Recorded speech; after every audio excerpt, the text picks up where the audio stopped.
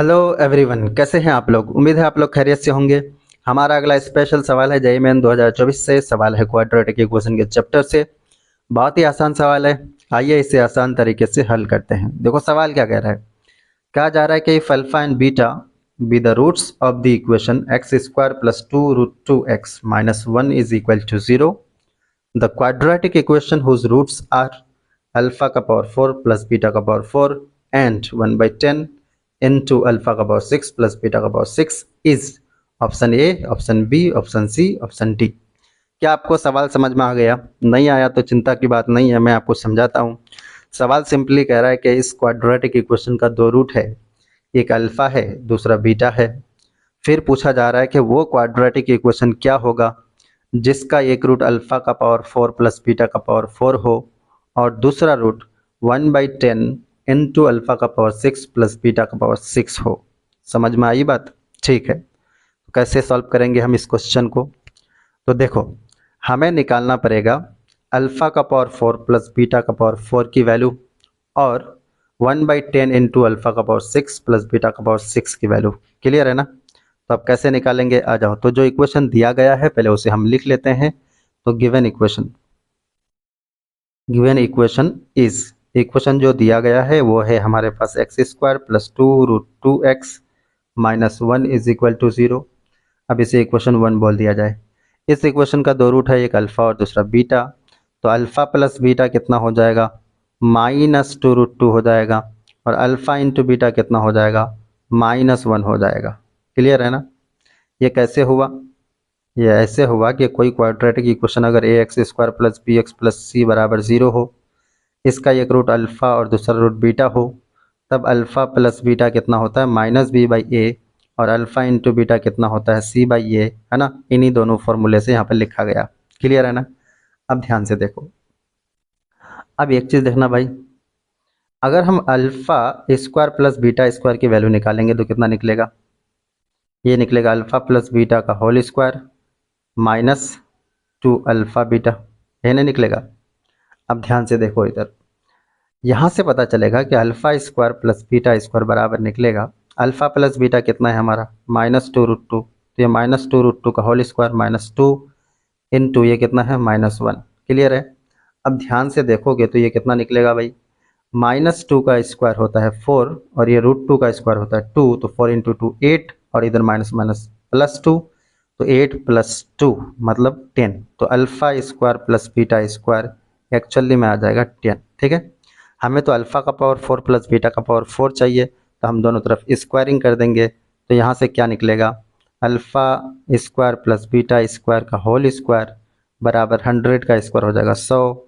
अब इसको देखो, a प्लस बी का होल स्क्वायर के फॉर्मूले से यहाँ पर लिख सकते हैं अल्फा का पावर 4 प्लस बीटा का power 4 plus 2 alpha into beta का होल स्क्वायर बराबर 100।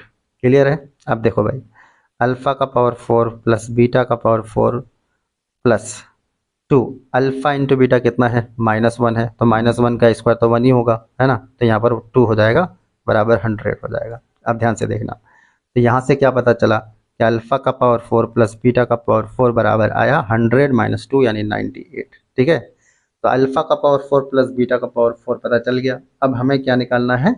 क्वेश्चन में अगर देखो तो पता चलेगा कि दूसरा रूट क्या चाहिए हमें? 1/10 इंटू अल्फा का पावर 6 प्लस बीटा का पावर 6 की वैल्यू चाहिए। इसका मतलब ओवरऑल हमको क्या निकालना है? अल्फा का पावर 6 प्लस बीटा का पावर 6, है ना? तो कैसे निकालेंगे, आ जाओ। अगेन यहाँ पर देखो भाई, अल्फा का पावर 6 प्लस बीटा का पावर 6 को हम क्या लिख सकते हैं?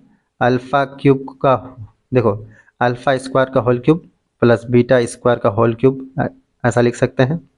अब देखो, अल्फा का पावर 6 प्लस बीटा का पावर 6 एक्चुअली में कितना हो जाएगा? तो इसको तुम अल्फा स्क्वायर को a मान लो, बीटा स्क्वायर को b मान लो, तो a³ प्लस b³ हो जाएगा। a³ प्लस b³ का आपको फॉर्मूला पता होगा। a³ प्लस b³ का एक फॉर्मूला होता है a क्या होता है भाई? अच्छा, यहाँ प्लस है, तो a³ प्लस b³ का फॉर्मूला जानते हो, a plus b into a² plus b² minus ab। ये फार्मूला जानते हो? उसी हिसाब से a³ प्लस b³ के फॉर्मूले से यहाँ पर लिख सकते हैं alpha square plus beta square यानी a plus b into a² मतलब अल्फ़ा का पावर 4 हो जाएगा, प्लस बी स्क्वायर मतलब बीटा का पावर 4 हो जाएगा। उसके बाद माइनस ए बी मतलब माइनस अल्फ़ा इंटू बीटा का होल स्क्वायर। क्लियर है? अब देखो यहाँ पर, अब मुझे यहाँ पर आगे बताओ क्या करना है। अल्फ़ा का पावर 6 प्लस बीटा का पावर 6 बराबर alpha square plus beta square हम ऑलरेडी निकाल चुके हैं। दिखाई दे रहा है alpha square plus beta square कितना निकला था?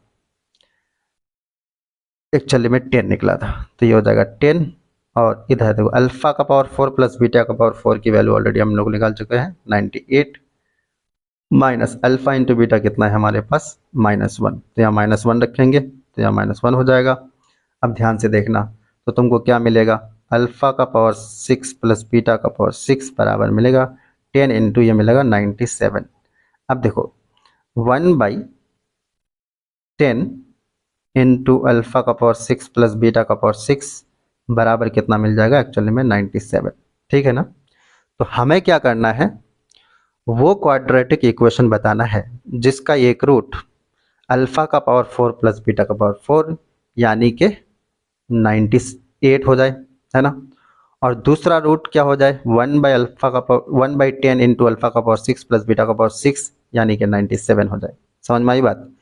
तो हमें ऐसा क्वाड्रेटिक इक्वेशन बताना है जिसका एक रूट 98 हो और दूसरा रूट 97 हो। अब तुम्हें बचपन से एक बात पता होगी कि अगर कोई क्वाड्रेटिक इक्वेशन है उसका एक रूट अल्फ़ा है दूसरा रूट बीटा है, तो वो इक्वेशन क्या होता है? X square minus alpha plus beta into x plus alpha into beta बराबर 0, यानी x square minus sum of the root into x plus product of the root is equal to 0, यही होता है। तो अब आ जाओ भाई, हेंस हम हेंस क्या लिख सकते हैं? Hence the equation whose roots are